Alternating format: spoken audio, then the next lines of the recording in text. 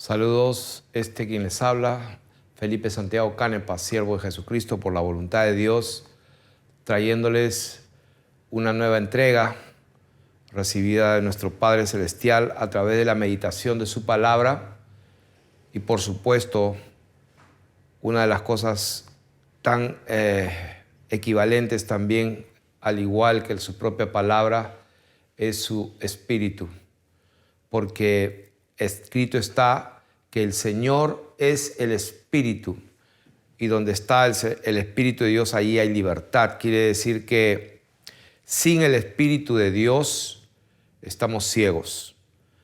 Dios es luz y el Espíritu de Dios es el que nos da la luz para poder ver la verdad que puede estar delante de nuestros ojos, pero sin la luz del Espíritu de Dios no podemos entender. Por eso que se cumple la palabra de Dios para aquellos que amamos a Dios, que las cosas que Él nos entrega las hace por su Espíritu, como dice en Corintios, cosa que ojos no vio, ni oído oyó, ni subió en corazón del hombre, no se lo imaginó nunca, son las que Dios ha preparado para los que le aman, y Dios nos las reveló a nosotros por su Espíritu. De manera que hay cosas que están delante de los ojos de la gente, lo escuchan, pero no lo pueden entender, no lo pueden ver. Y Dios nos la reveló por su Espíritu, y vamos a tratar un tema muy delicado. Y quiero hacer un aviso antes de empezar este tema, porque voy a tratar un tema muy delicado. En primer lugar, quiero decir que yo no estoy en contra de ningún ser humano de a pie, secular. No estoy en contra del judaísmo per se. Sabemos que Dios se manifestó al mundo de muchas maneras en otro tiempo y que Él eligió a un hombre llamado Abraham para, a partir de él, darse a conocer a la humanidad, en una humanidad que en ese tiempo estaba confundida, adorando a muchos dioses, inclusive el Padre enaltecido, que es el nombre de Abraham, el cual es el nombre que tenía su padre. El padre de Abraham guardaba ídolos, y de esa casa de idolatría, de ese mundo, Dios lo llama a Abraham que deje su tierra y su parentela a una tierra que Dios le iba a mostrar.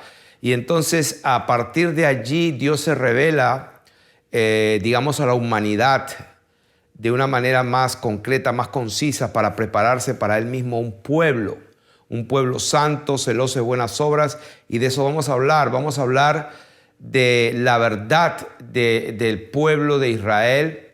Vamos a aprender de que el pueblo que ahora se llama el pueblo judío no es necesariamente lo que nos han hecho creer, y vamos a demostrarlo por las Escrituras y por la verdad.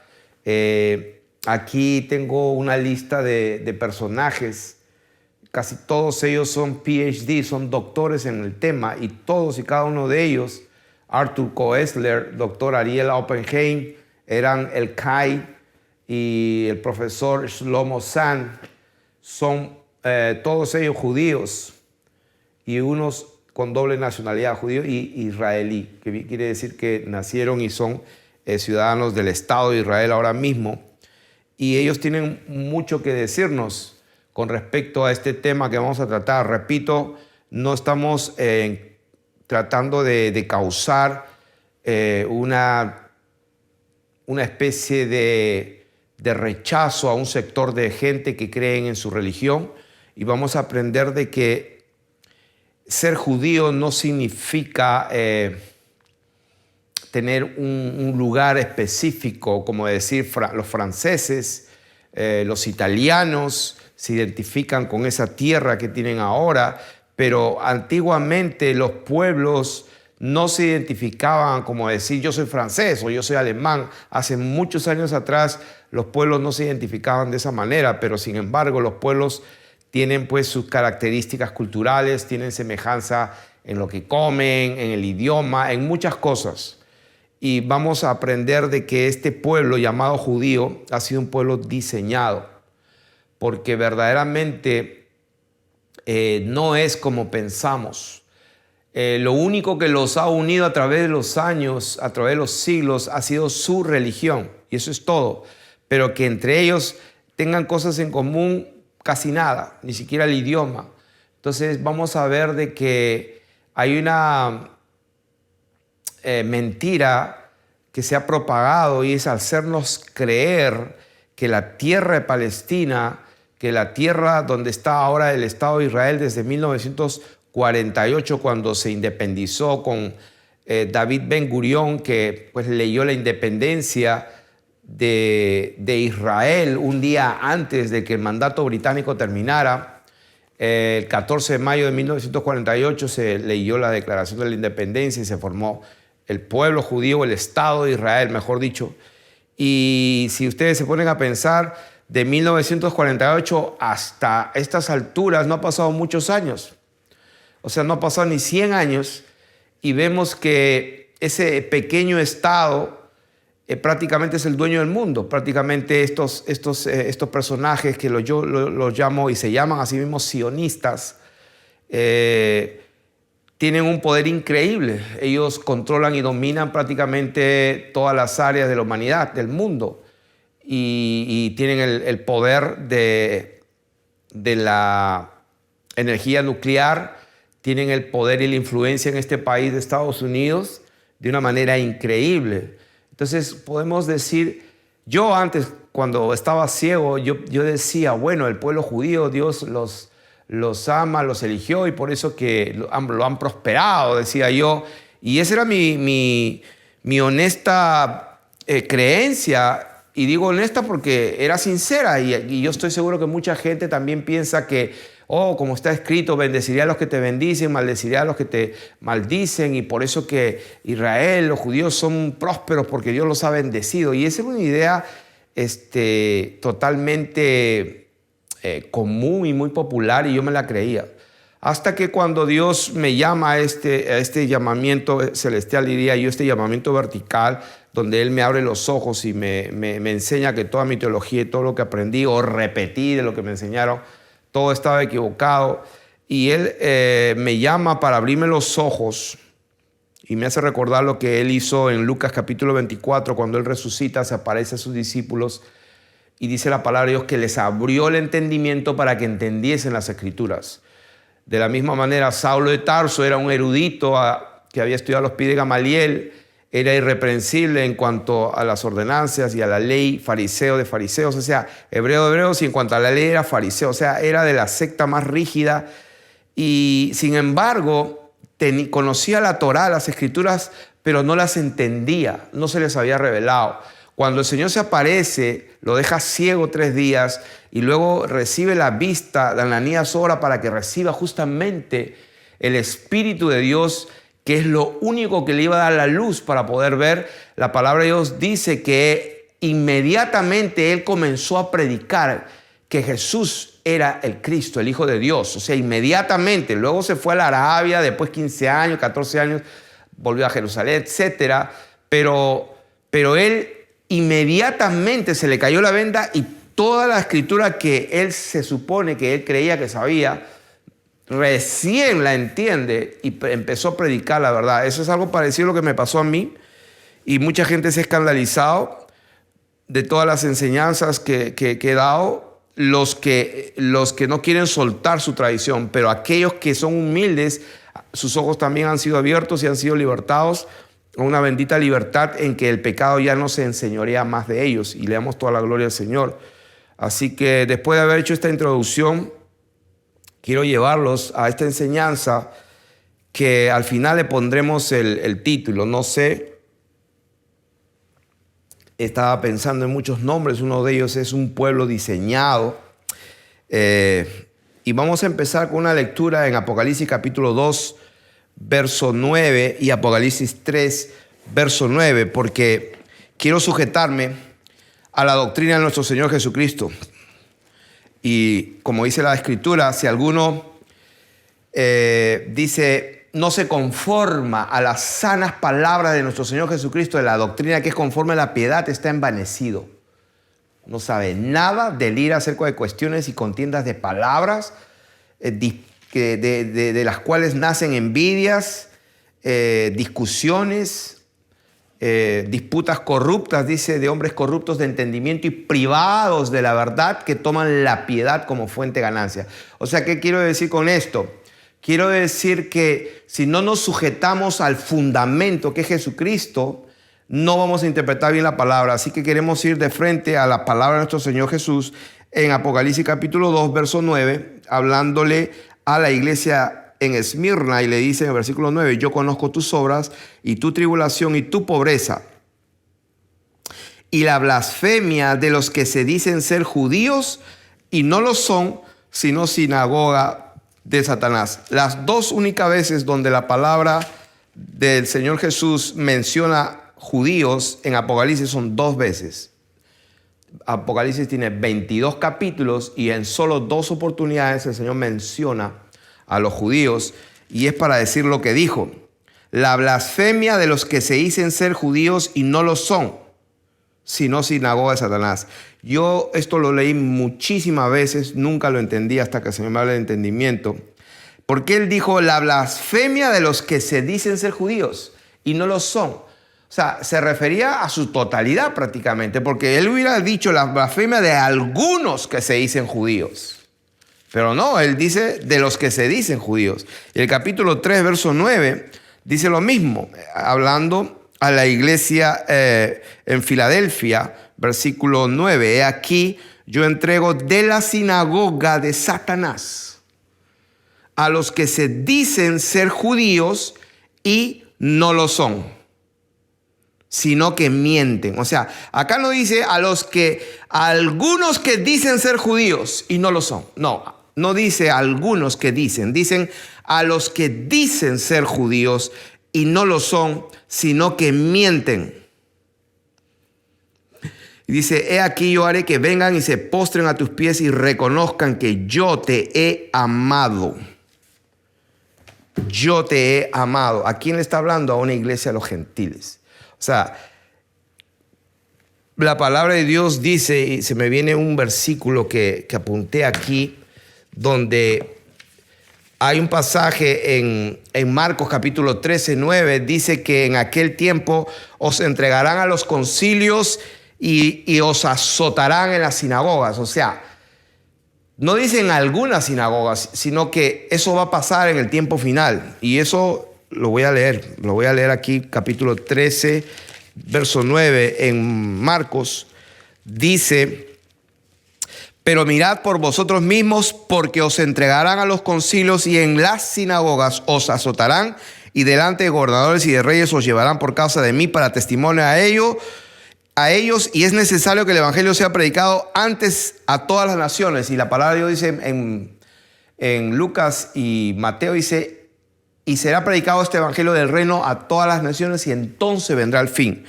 Entonces, estamos hablando de que está hablando de ese tema, y vamos a empezar ya esta enseñanza tomando en cuenta el fundamento, la palabra del Señor Jesús, que dijo que en los últimos tiempos. ¿Por qué? Porque Apocalipsis está escrita, la revelación de Jesucristo que Dios le dio para manifestar a sus siervos las cosas que deben suceder pronto. O sea que estas son las palabras que va de la profecía más segura y certera de las cosas que van a pasar en el futuro. Esto pasó hace cientos y cientos de años atrás, y estamos en este tiempo ahora, en el 2020, el año gregoriano.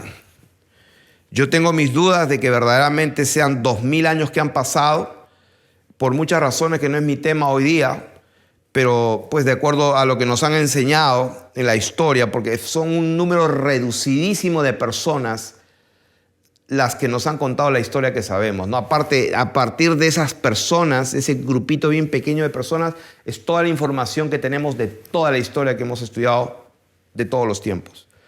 Y entonces, yo dudo mucho de que estemos en el año 2020 exactamente, pero lo que queremos es decir un fundamento, que el Señor dijo que en los últimos tiempos había un grupo de gente que se iba a llamar judíos, para empezar. Ahora, ¿por qué mienten? Porque eso es lo que dice acá. Dice acá, a los que dicen ser judíos y no lo son, sino que mienten. ¿Por qué mienten? Y vamos a demostrar aquí Y tienen aquí todos estos nombres para que ustedes lo investiguen. Inclusive aquí tengo el libro de Arthur Koestler, The 13th Tribe, que significa la 13ª tribu. Y vamos a ver que este señor, pues a él y su esposa se suicidaron en 1983. Lo escribió en el 1976 y el tipo se suicida con su esposa también en el 1983. Y cuando buscas en Wikipedia, hablan pestes del hombre. Y digo, pero ¿cuándo se ha visto que una enciclopedia toma lo peor de un hombre y lo pone ahí? Y el Espíritu Santo me dijo, eso es para sembrar en la gente que este hombre fue prácticamente una bestia de ser humano. Porque esa es la impresión que te da cuando lees la biografía. Y yo dije, sí, seguro que fue tan malo. Pero eso es lo que quieren sembrar en los corazones de la mente de la gente. Las enciclopedias están corrompidas también, porque pues la UNESCO es parte de todo esto. Parte de toda esta élite que ha engañado a la humanidad. Y vamos a empezar con la enseñanza. Entonces, quiero leer Éxodo capítulo 4, verso 22, que cuando el Señor llama a su pueblo de Egipto, Él lo llama Israel es mi hijo, mi primogénito. Eso lo había leído en algún momento en un en vivo que hicimos. Éxodo capítulo 4, verso 22, dice cuando Dios está llamando por medio de Moisés a su pueblo fuera de Egipto, dice el 22, y dirás a Faraón, el Señor ha dicho así, : Israel es mi hijo, mi primogénito. Ya te he dicho que dejes ir a mi hijo para que me sirva. O sea que Dios llama, y estas son las palabras de los labios del Señor. Él llama a Israel, su hijo, su primogénito. ¿Qué significa primogénito? Primero de muchos. En el griego, esto es en hebreo, pero en el griego es prototokos, que primero de varios. Entonces, ¿por qué? Porque una cosa es Jacob y otra cosa es Israel. Y vamos a ver que cuando Dios llama a Abraham para prepararse un pueblo para sí, Dios lo llama para que él sea heredero. Dios le dice, te voy a mostrar la tierra, te la daré a ti y a tu descendencia. Mira las estrellas del cielo, si las puedes contar, cuenta la arena del mar, si lo puedes. Y le dijo Dios, así va a ser tu descendencia, porque voy a bendecirte a ti y serán bendita en ti, pues tu descendencia para siempre, y te daré la tierra en posesión. Entonces la gente cree que Israel pues siempre vivió en esa región de Palestina y que ahí estaba el reino de Salomón, de David, y eso era el territorio de Israel con sus 12 tribus. Después se dividió y se fueron 10 para arriba y 2 para abajo, Benjamín y Judá, y luego pues el reino del norte, el reino del sur, y luego se fueron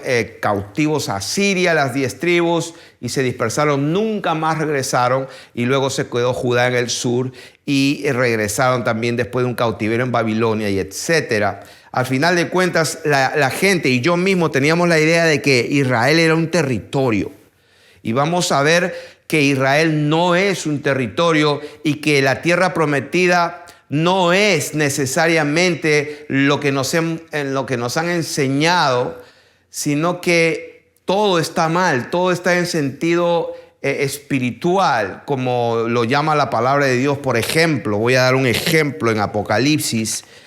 Se me viene a la mente Apocalipsis capítulo 11, me parece, donde la palabra de Dios habla en sentido figurado. A ver si lo encuentro. Habla de Jerusalén, donde fue crucificado el Señor. A ver si lo encuentro.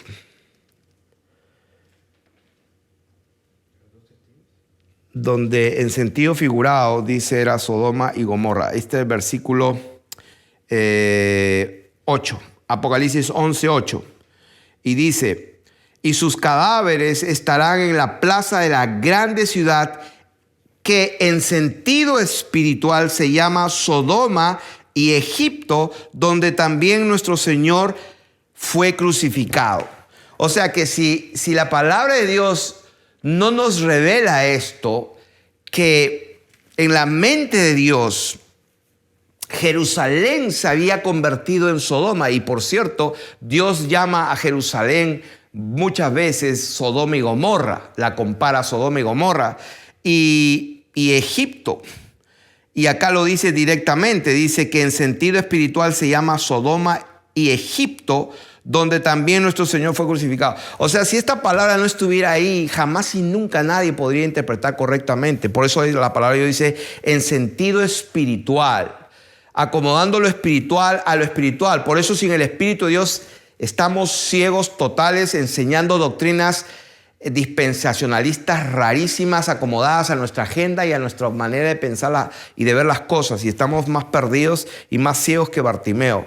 Entonces, acá vamos a empezar a aprender lo que es la verdad, y vamos a ver que cuando Dios llama a Abraham y le dice que él va a ser heredero de la tierra, no está hablando de un pedacito que prácticamente, como enseñé un día, de las tribus de Israel, que tenía más de 100 y pico de ciudades con sus ejidos, solamente la tribu de Judá. Y entonces 100 ciudades con sus ejidos y ciudades.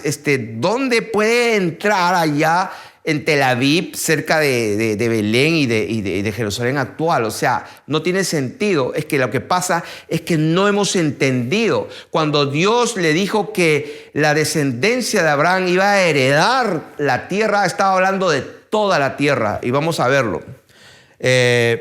Vamos a verlo en... vamos a ir a Romanos capítulo 4. Romanos capítulo 4 dice, vamos a ver, porque lámpara es a nuestros pies su palabra y lumbrera nuestro camino. No podemos ir más allá de lo que está escrito. Dice Romanos capítulo 4, Romanos capítulo 4, verso 13. Y lo voy a leer. Voy a leerlo del verso 9. ¿Es pues esta bienaventuranza solamente para los de la circuncisión o también para los de la incircuncisión? Porque decimos que a Abraham le fue contada la fe por justicia. ¿Cómo pues le fue contada? ¿Estando en la circuncisión o en la incircuncisión? O sea, tenía un pacto. Cuando Dios lo llama y le hace la promesa, ¿tenía un pacto, ya tenía el pacto de la circuncisión o lo hizo Dios cuando él estaba incircunciso? Y ahí lo dice. Y recibió la circuncisión, ¿cómo después le fue contada? ¿Estando en la circuncisión o en la incircuncisión? Y se contesta, no en la circuncisión, sino en la incircuncisión.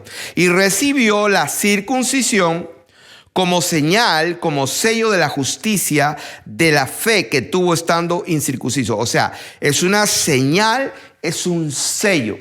O sea que Dios usa al pueblo de Israel, el pacto, la ley, las promesas y todo eso como un sello, como una señal de su palabra, de lo que él prometió. Entonces dice, y recibió la circuncisión como señal, como sello de la justicia de la fe que tuvo estando aún incircunciso, para que fuese padre de todos los creyentes no circuncidados. O sea que, por eso yo puedo decir confiadamente, yo soy descendiente de Abraham. Él es mi padre porque yo soy un creyente no circuncidado. Ahí está escrito, para que Abraham fuese padre de todos, no de algunos, sino de todos los creyentes no circuncidados, a fin de que también a ellos la fe les sea contada por justicia, y también padre de la circuncisión, para que los que no solamente son de la circuncisión, sino también siguen las pisadas. Ok, repito, es el padre de todos los creyentes no circuncidados. Y versículo 12, y padre de la circuncisión para los que no solamente son de la circuncisión, sino que también siguen las pisadas de la fe que tuvo nuestro padre Abraham antes de ser circuncidado. Y este es el versículo que quiero centrarme. El versículo 13. Porque no por la ley fue dada a Abraham o a su descendencia la promesa de que sería heredero del... Léalo. Repito, porque no por la ley fue dada a Abraham o a su descendencia, la promesa de que sería heredero del mundo. Estamos hablando de que la herencia de poseer la tierra, cuando venga el Mesías, porque eso lo he escuchado a algunos que se llaman rabís, judíos, ellos creen en la venida del Mesías, en que Él va a restaurar todas las cosas y que va a instaurar el reino y que pues prácticamente los judíos van a ser los amos y señores y todos los goyim y todos los gentiles van a ser sus esclavos, porque va a venir el Mesías y va a restaurar todo y va a poner todo en orden y van a reinar en esta tierra en paz. O sea, esa es la idea que tienen ellos, y tienen algo de verdad en el sentido bien lejano, pero que en el sentido verdadero y correcto están bien lejos, pero que tienen algo de verdad, El problema está que cuando venga el Mesías, lo que va a venir no es el Cordero, sino va a venir el Señor de señores y Rey de reyes, el Verbo de Dios, con todos sus ejércitos celestiales. Y si bien es cierto le quieren llamar Mesías, que lo llamen el Cristo, sí, que lo llamen el ungido, va a venir, pero cuando Él venga va a venir a quemar toda la tierra y todo lo que haya en la tierra. Eso es lo que dice la palabra de Dios en todas partes. Entonces la idea de la gente que se dice ser judía no lo es que interpretan las Escrituras sin el Espíritu de Dios. Cuando el Señor viene a restaurar todo, está hablando de los tiempos finales. Lo pueden leer en Mateo 24, Marcos 13, Lucas 21, que cuando Él viene, ahí lo pueden ver. Lo dice claramente, habrá tribulación, persecución, y entonces se verá la señal del Hijo del Hombre que vendrá en las nubes con sus ángeles, y entonces ahí viene todo, y Él manda a sus ángeles a recoger a sus escogidos. Eso es lo que se llama el rapto o el arrebatamiento, para decirlo mejor, y está todo claro, y eso viene inmediatamente después de la tribulación de aquellos días. O sea, está tan claro allí que un niño lo puede entender, pero sin embargo, la gente que no cree a la palabra, el espíritu del príncipe del aire, el Dios de este siglo, ciega el entendimiento de los que no creen, de los incrédulos, para que no le resplandezca la verdad, porque pues no quieren aceptar la palabra como niños, sino que siguen repitiendo doctrinas que las cuales nunca Dios entregó verdaderamente a sus hijos, que lo buscaron con humildad y con piedad. Buscaron la verdad con humildad, con piedad, con perseverancia, y Dios se la entrega, porque Él dijo: el que pide recibe, el que busca halla, y el que llama se le abrirá. Y Dios, a todo aquel que quiera conocer la voluntad de Dios, como dice la palabra en Juan, todo aquel que quiera conocer la voluntad de Dios conocerá si la doctrina es de Dios. O sea, está asegurado que un corazón contrito y humillado no lo va a despreciar Dios, y Dios le va a dar el entendimiento. Pero el que cree que ve, se queda ciego. Como le dijo el Señor a los discípulos, mejor dicho, a los judíos que habían creído en Él: nosotros nos llama ciegos, etc. El Señor dijo: mira, ustedes si fueran ciegos no tendrían pecado, pero porque ahora decís vemos, vuestro pecado permanece. Porque Él vino para juicio, para que los que no ven vean y los que ven sean cegados. Y todo lo que salió de los labios del Señor se tiene que cumplir, es ley. O sea, así lo quiso, no quiso decirlo. Si lo dijo, ya no vuelve, su palabra no vuelve para atrás, tiene que cumplirse. Por eso que tenemos que sujetarnos a lo que Él dijo. Entonces, vamos resumiendo hasta este punto. El verdadero pueblo de Dios fue llamado para que sea un pueblo santo, apartado, celoso de buenas obras, para que guarde sus mandamientos, para que herede la tierra. ¿Cuándo? Cuando Él venga. Lo que pasa es que a los suyos vino, los suyos no lo recibieron, no lo conocieron, tropezaron en la piedra de tropiezo, porque ya estaba escrito también. Entonces, cuando Él venga, Él no va a venir por unos cuantos años. La Biblia dice que cuando Él viene va a reinar por los siglos de los siglos. Alguna otra doctrina equivocada es que va a venir 1000 años y después otra vez Satanás va a ser suelto y otra vez va a engañar. O sea que, ¿para qué vino? O sea, es una doctrina bien equivocada. Entonces, vamos a leer aquí, vamos a definir, entonces, como estamos hablando de esta enseñanza de que hay un pueblo que ha sido diseñado, que no necesariamente son, y vamos a leerlo con la Biblia para demostrar por escrituras, ahí mismo en Romanos capítulo 9, vamos a verlo directamente y vamos a ver el versículo 6. Dice: no que la palabra de Dios haya fallado, porque no todos los que descienden de Israel son israelitas. Subrayado. Ni por ser descendientes de Abraham son todos hijos. Versículo 8. Esto es, no los que son hijos según la carne son los hijos de Dios. No sé si podemos apuntar eso. Está bien claro. No los que, ¿cómo dice ahí? No los que son hijos según la carne. No los que son hijos según la carne.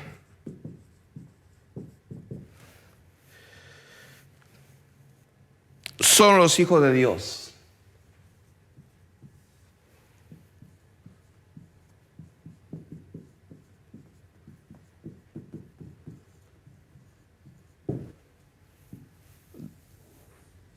O sea, o creemos en la palabra de Dios o no la creemos. Tenemos que definirnos. Esta es la verdad. No los que son hijos según la carne son los hijos de Dios. O sea, los que se dicen hoy día judíos y creen que es el pueblo de Dios, que son los escogidos, los hijos de Dios, mienten. ¿Dónde está eso? Aquí. Miren, Romanos, capítulo 9, verso 8. Ok, ahí está. Ahí hay dos testimonios. Otro testimonio más en los labios de nuestro Señor Jesucristo en Juan capítulo 1, verso 47. Ahí el Señor hace una diferencia cuando Natanael, Felipe halló a Natanael y le dijo: hemos hallado a aquel de quien escribió Moisés en la ley, así como están los profetas, a Jesús, el hijo de José de Nazaret. Natanael le dijo: ¿de Nazaret puede salir algo bueno? Le dijo Felipe: ven y ve. Cuando Jesús vio a Natanael que se le acercaba, dijo de él: he aquí un verdadero israelita en quien no hay engaño. O sea que para el Señor un verdadero israelita no era en la carne, sino un verdadero hijo de Dios. ¿Por qué? ¿Por qué? Porque no había en él engaño. O sea, y era una característica de los hijos de Dios, porque escrito está que ningún mentiroso entrará. Todos los mentirosos tendrán su parte en el lago de fuego y azufre, que es la muerte segunda. Eso es lo que está escrito y eso se va a cumplir. Entonces, una persona que practica la mentira no puede ser un hijo de Dios. Entonces, vamos a ver otro pasaje para confirmar lo que estamos hablando. Ahí mismo en Romanos capítulo 2 y verso 28. Romanos capítulo 2 y verso 28, para dar más testimonio. Dice: pues no es judío el que lo es exteriormente. O sea, ¿por qué el Señor dijo: los que se dicen ser judíos no lo son, sino que mienten? ¿Por qué? Por esta palabra: porque no es judío el que lo es exteriormente. Por eso que Dios le cambió el nombre a Jacob y le dijo: no, Jacob, serás Israel. ¿Por qué? Porque Israel es su hijo, su primogénito. De ahí engendra, a partir de Israel, el Señor empieza a engendrar más hijos. ¿Quiénes son los verdaderos israelitas? Los verdaderos israelitas son aquellos en los cuales no tenemos engaño en nuestros labios, no hay mentira en nosotros. Entonces, Pues no es judío el que lo es exteriormente, ni es la circuncisión la que se hace exteriormente en la carne, sino que es judío el que lo es en lo interior. Y la circuncisión es la del corazón, en espíritu, no en letra, la alabanza del cual no viene de los hombres, sino de Dios. ¿Y de quién queremos recibir la alabanza y el galardón? ¿De los hombres o de Dios? Pues ustedes decidan. Acá estoy enseñando la palabra de Dios, aquí no me estoy inventando nada. Y vamos a ver aquí que Abraham es el padre de todos los creyentes no circuncidados. Creo que eso ya lo leímos en Juan. Sí, ya lo leímos eso. Quiero ir a Oseas capítulo 1. El libro de Oseas, capítulo 1, si leemos bien rápido. Palabra del Señor que vino a Oseas. Voy a leer un poquito rápido. El principio de la palabra del Señor por medio de Oseas. Dijo el Señor a Oseas: ve, tómate una mujer fornicaria e hijos de fornicación, porque la tierra fornica apartándose del Señor. Fue pues y tomó a Gomer. Vamos a escribir esa palabra aquí. Dice Gomer. Esa palabra es importante. Y esta palabra, el significado es en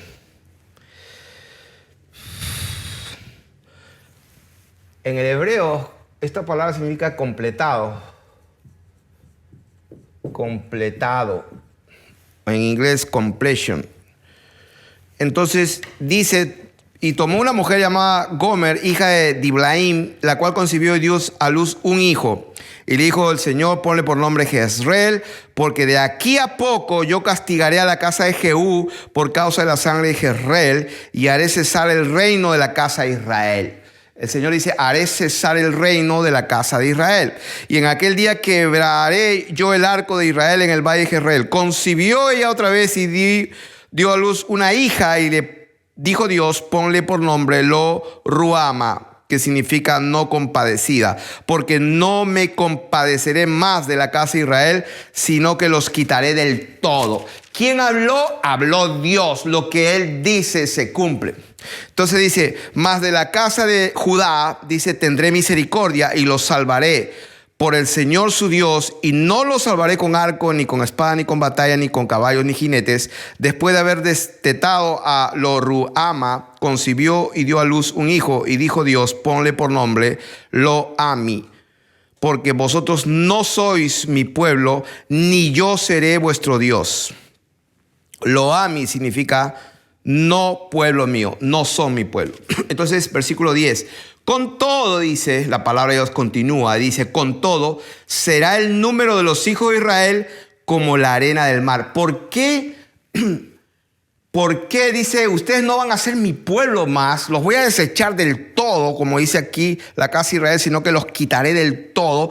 Pero después dice: con todo será el número de los hijos de Israel como la arena del mar. ¿Por qué? Porque en la mente de Dios, el verdadero judío no es lo exterior, la circuncisión no es en lo exterior. No son los descendientes sanguíneos de Abraham, de quien Dios estaba viendo, sino del verdadero Israel. Por eso dice: con todo el número de los hijos de Israel será como la arena del mar, que no se puede medir ni contar. Y en lugar en donde les fue dicho: vosotros no sois pueblo mío, les será dicho, dice: sois hijos del Dios viviente. Y esto está en Romanos, justamente, Romanos capítulo 9. Ahí esta palabra se cumple ahí. En capítulo 9,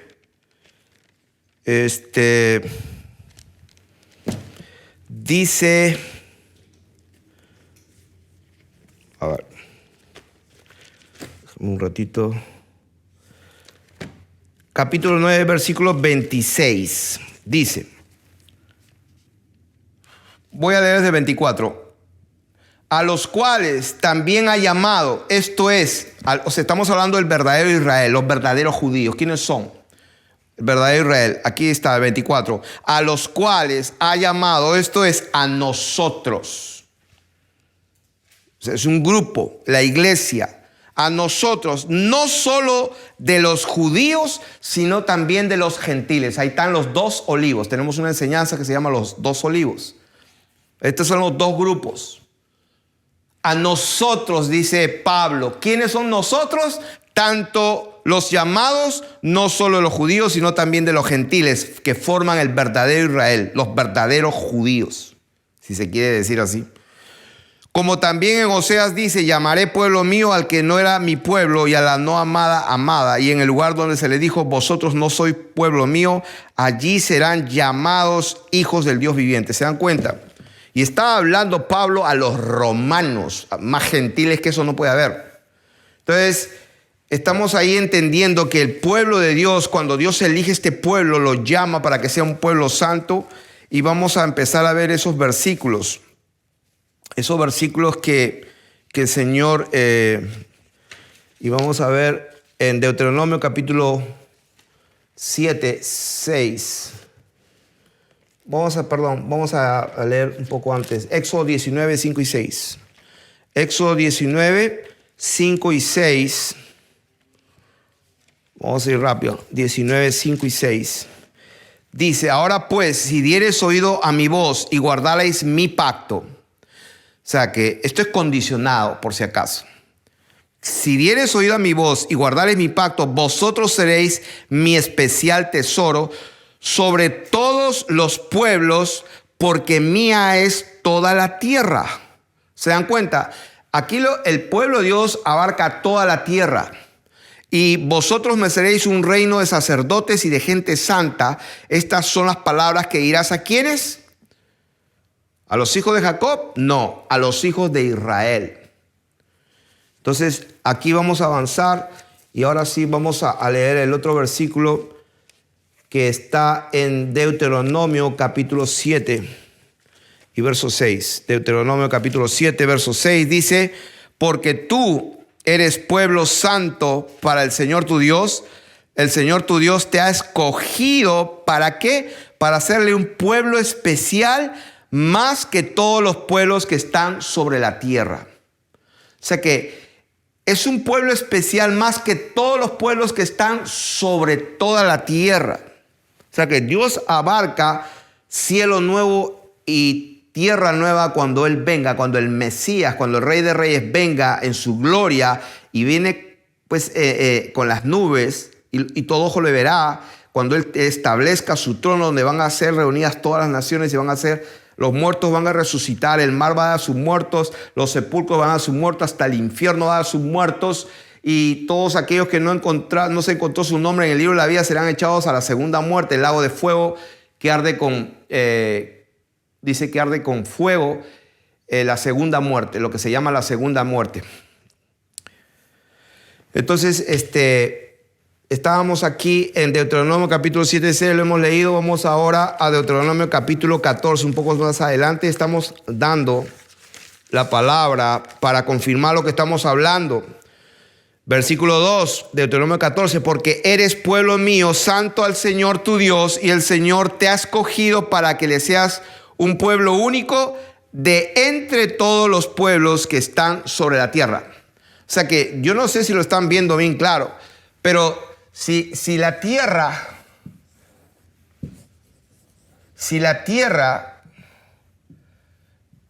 está aquí en los continentes y todo esto, y dice la palabra de Dios allí, porque eres un pueblo santo al Señor, y el Señor te ha escogido para que le seas un pueblo único de entre todos los pueblos, o sea, de aquí, en Chile, en Argentina, en España, en Perú. De aquí Dios saca y forma un pueblo, lo saca del mundo y forma un pueblo. Este pueblo es lo que se llama la eclesia, los grupos llamados fuera. El Señor nos rescató, nos trasladó del reino de las tinieblas a su luz admirable. ¿De dónde? De entre todas las naciones. Y luego cuando Él venga y juzgue y ponga cielo nuevo y tierra nueva, vamos a reinar y gobernar sobre las naciones que pues fueron salvas. ¿Quiénes son las naciones que fueron salvas? Fueron todas aquellas personas que en el juicio fueron juzgados de acuerdo a su conciencia, de acuerdo a sus obras, sean buenas o sean malas, porque los libros se abrieron y también se abrió otro libro que es el libro de la vida. Y todo aquel que su nombre fue encontrado en el libro de la vida forma parte de las naciones que han de ser salvas. Pero el que no se encontró su nombre, pues será arrojado al lago de fuego, que es la muerte segunda. Entonces, de eso estamos hablando.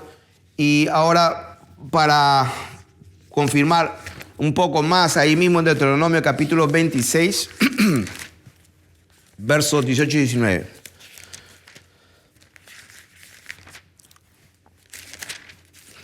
26, 18 y 19. Dice: y el Señor ha declarado hoy que tú eres pueblo suyo de su exclusiva posesión, como te lo ha prometido, para que guardes todos sus mandamientos. O sea, no es para que te la creas que eres el mejor de todos. Ahí dice que tú eres pueblo suyo de su exclusiva posesión, porque te ha arrancado de todas las naciones de donde estabas. Dice, de su exclusiva posesión, como te lo ha prometido, para que guardes todos sus mandamientos. Para eso, a fin de exaltarte sobre todas las naciones. ¿Se dan cuenta? Sobre todas las naciones. ¿Por qué? Porque vamos a estar en todas las naciones. Para loor y fama y gloria, y para que seas un pueblo, ¿qué? Un pueblo santo, apartado, consagrado al Señor tu Dios, como Él lo ha dicho. Y eso también lo podemos corroborar. La misma palabra está en 1 Pedro capítulo 2, verso 9, cuando el Señor dice: mas vosotros sois, hablando de la iglesia. Pedro, hablando de la iglesia, dice: sois linaje escogido, real sacerdocio. La misma palabra de que estamos hablando de Deuteronomio y en Éxodo. Real sacerdocio, nación santa, pueblo adquirido por Dios para anunciar las virtudes de aquel que nos llamó de las tinieblas a su luz admirable. O sea que ahí está la palabra de Dios, y vamos a ver qué pasó entonces con los que pues fueron llamados a ser el pueblo de Dios y lo rechazaron. Vamos a ver lo que pasó. Vamos a ver Mateo 21. Mateo capítulo 21. Y es largo, pero vamos a hacerlo lo más breve posible. Vamos a empezar el versículo 18. Esto es cuando el Señor viene a Jerusalén. Jerusalén era el centro, si se quiere decir, el centro del mundo, por así decirlo, de esa parte de la tierra. Por la mañana, volviendo a la ciudad, ¿ok? Ahí lo dice bien claro, volviendo a la ciudad. O sea que presten atención. La palabra de Dios dice, por la mañana, el punto es volviendo ¿a dónde? A la ciudad. ¿Qué pasó cuando él volvió a la ciudad? Dice, viendo una higuera cerca del camino, vino a ella y no halló nada en ella, sino hojas solamente, y le dijo, nunca jamás nazca de ti fruto. Y luego se secó la higuera. Acuérdense, el Señor cuando habla algo, no habla por hablar. Él no fue a ver a una planta o un árbol para comer un fruto necesariamente. No, él volvió con un propósito. Maldecir una higuera, no necesariamente. ¿Tenía hambre y quería comer? No necesariamente. Él fue a la ciudad. Esa era su misión. Volviendo a la ciudad de Jerusalén, vio la higuera y tuvo que proferir la maldición. Nunca jamás nadie o nazca fruto de ti. Entonces, ¿qué pasó? Versículo 23, para acelerar un poco. Cuando vino al templo, o sea, no solamente vino a la ciudad, y cuando entra maldice a la higuera, sino que va al centro de la ciudad y va al templo mismo. Y dice, cuando vino al templo, los principales sacerdotes, y no solamente los principales sacerdotes, sino todos aquellos que representaban al mismísimo Israel.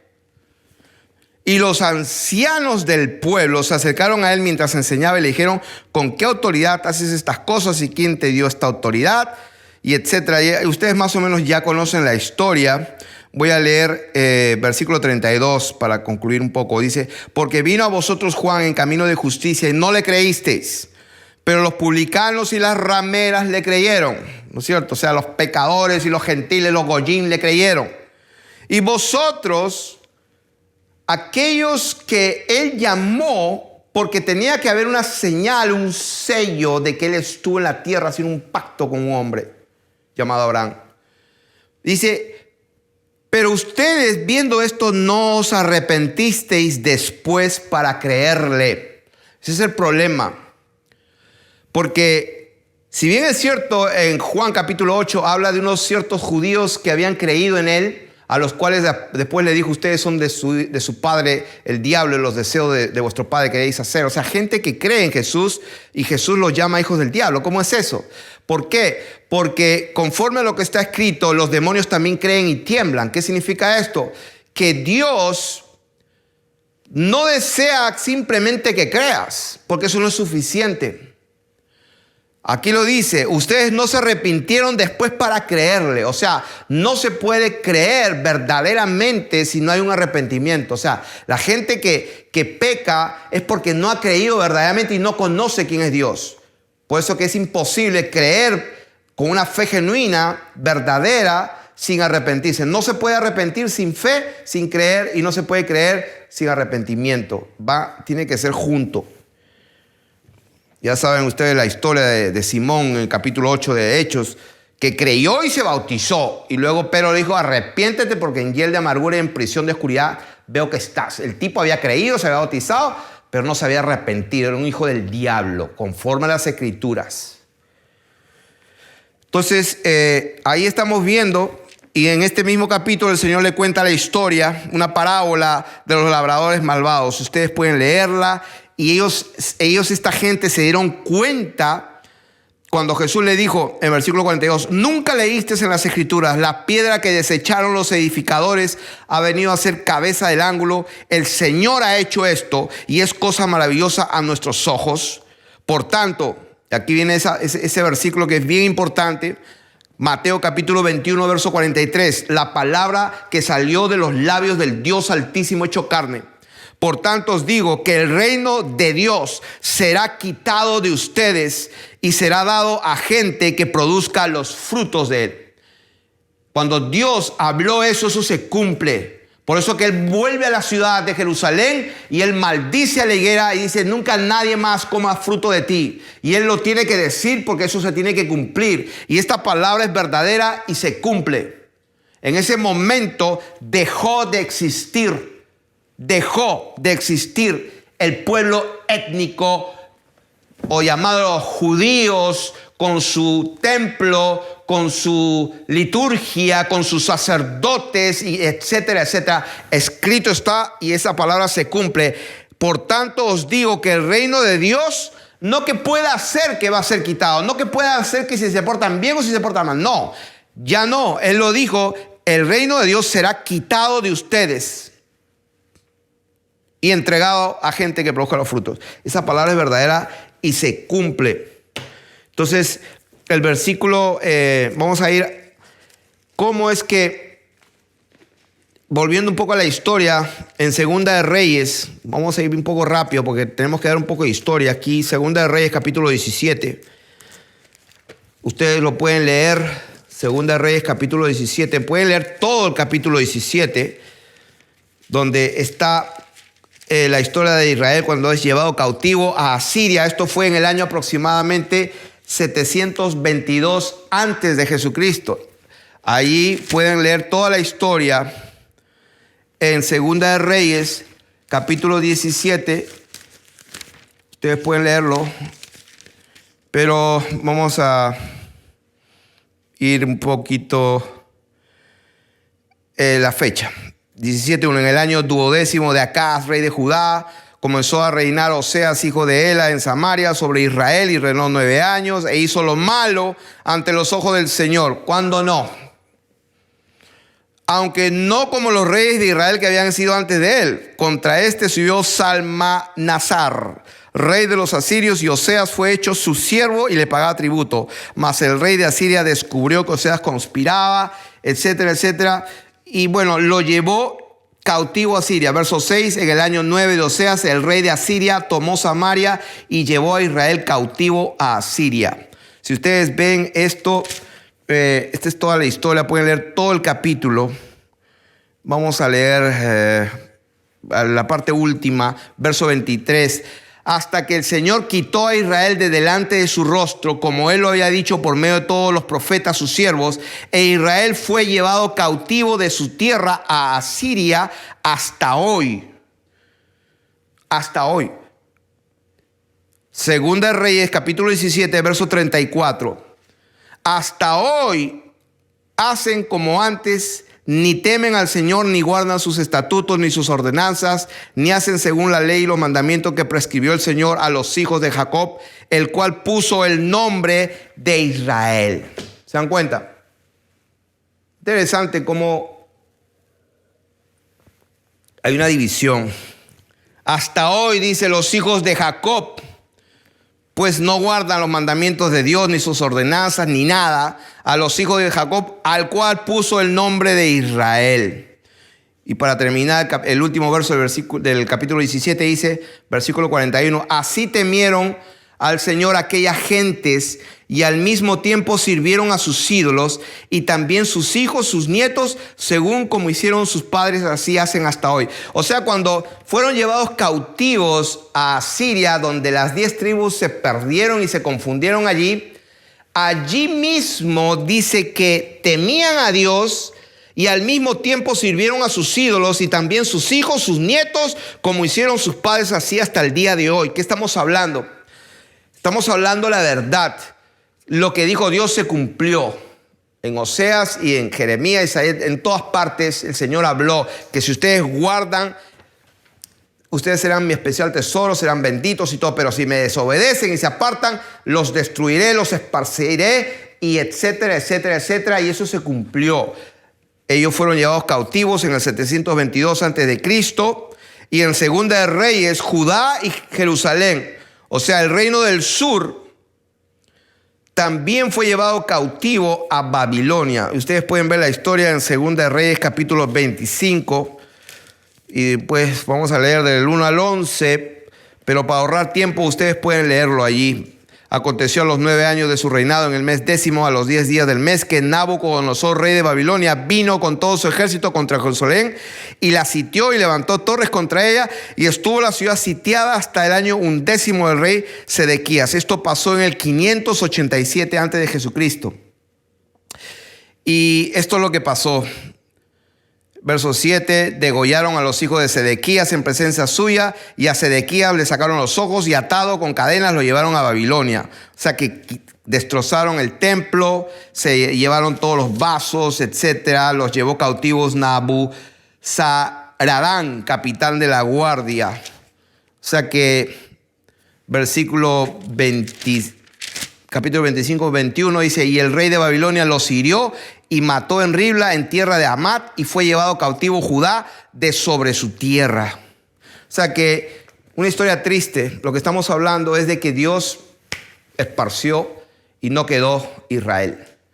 Entonces, cuando viene el tiempo del Señor Jesús, el nacimiento, entonces algunos fieles, verdaderos judíos como Simeón, como Ana, que oraba para la venida, entonces vio con sus ojos al Mesías. Pero ellos entendían, porque si bien es cierto, entendían a medias. Él era el Mesías, pero ellos pensaban que iba a restaurar el tiempo en esos días, que iban a votar a todos los romanos y que se iban a instaurar los judíos como los reyes y señores, y que todos los demás iban a ser sus esclavos. Tenían la idea, pero la idea estaba bien equivocada. El Mesías vino, pero no lo conocieron. Porque Dios se manifestó en carne para pagar el precio de nuestra redención. Él compró su propio pueblo, lo compró con su propia sangre. Dice la Biblia, para hacerse un pueblo para sí mismo, comprándolos con su propia sangre. Entonces, ¿de qué estamos hablando en todo esto? Porque es bastante el tema. El tema es que se inventaron un pueblo, una tierra, Eretz Israel. Eso fue un invento. Dios no quiso que haya más una tierra Israel. El concepto de tierra no es bíblico, porque cuando Dios dice que viene el Mesías y va a restaurar y va a reinar sobre la tierra, está hablando del tiempo final. Cuando Él viene, quema todo, queda un lago de fuego la tierra. O sea, como dice, un mar de cristal, como de fuego.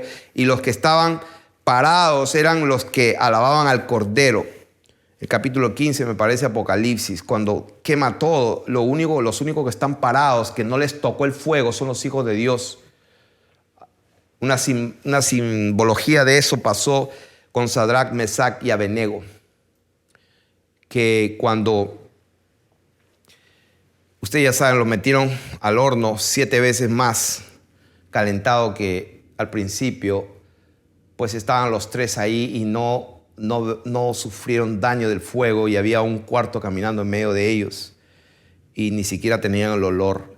Dios nos va a librar de la hora de la prueba que va en este mundo. No nos va a librar del día, porque el día del Señor viene y todo ojo le verá, pero sí nos va a librar de la hora de la prueba.